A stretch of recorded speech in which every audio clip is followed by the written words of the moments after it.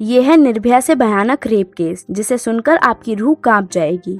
अक्सर हमने कई रेप के मामलों के बारे में सुना है, लेकिन आजकल सोशल मीडिया पर एक ऐसा रेप केस वायरल हो रहा है जिसे सुनकर इंसान की रूह का कांपना लाजमी है। दरअसल ये कहानी जापान की जुनको फुरुता की है, जिसके साथ उस वक्त अगर यह हादसा नहीं हुआ होता तो आज वे हमारे बीच मौजूद होती और उसकी उम्र लगभग 48 साल की होती। ये कहानी तब की है जब वह 17 साल की थी और एक इलेक्ट्रॉनिक शॉप पर पार्ट टाइम जॉब करती थी।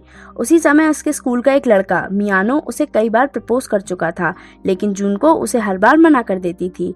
मियानो एक बार खूंखार गैंग का मेंबर भी था और उससे स्कूल में सब डरते भी थे। यह घटना उस वक्त की है जब जुनको अपना स्कूल खत्म करके नौकरी पर जा रही थी। रात के वक्त मियानो अपने दोस्तों के साथ घूम रहा था और उसके दोस्त देर रात में अक्सर किसी भी लड़की को पकड़कर उसका रेप कर देते थे और फिर उसे छोड़ देते थे। उसी वक्त मियानो की नजर जुनको पर पड़ी और उसने अपने दोस्तों को बोला कि यही वो लड़की जिसने मेरी बेइज्जती की और इससे बदला लेना है। इसके बाद मियानो दोस्तों को उसकी साइकिल को गिराने को कहता है। उसके बाद वह अपने दोस्तों को भगा देता है और उनको जुनको के घर छोड़ने के लिए कहता है। रास्ते में वह जुनको को अपने अड्डे की तरफ ले जाता है और फिर उसके सारे दोस्तों को जुनको को पकड़कर अंदर ले जाने को कहता है और सभी लोग बारी बारी से उसका रेप करते हैं। इसके बाद ये कहानी यहीं खत्म नहीं होती। फिर उसके दोस्त और वो मिलकर हैवानियत की सारी हदें पार करना शुरू कर देते हैं।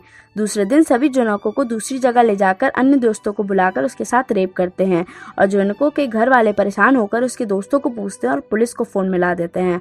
जुनको और मियानो दोनों एक ही स्कूल में होते हैं, तो मियानो को स्कूल के एक लड़के ने बताया कि उसके घर पुलिस वाले पूछताछ के लिए आए थे। इसे सुनकर मियानो जुनको को बहुत मारता है और उसे बोलता है कि अपने घर वालों को बताओ कि तुम अपनी मर्जी से अपने दोस्तों के साथ आई हो। उसके बाद घर वालों को थोड़े समय के लिए शांत हो जाते हैं, मगर ये लोग जुनको की हालत बद से बदतर कर देते हैं।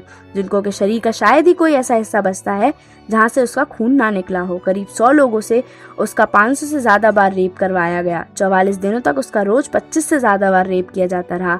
अलग अलग लोग आकर उसका रेप करते थे।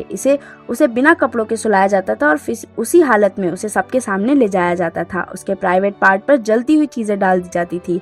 उसकी ब्रेस्ट के लेफ्ट हिस्से को काट तक दिया गया था। जलती हुई मोमबत्ती उसकी आंखों पर रख दी गई थी।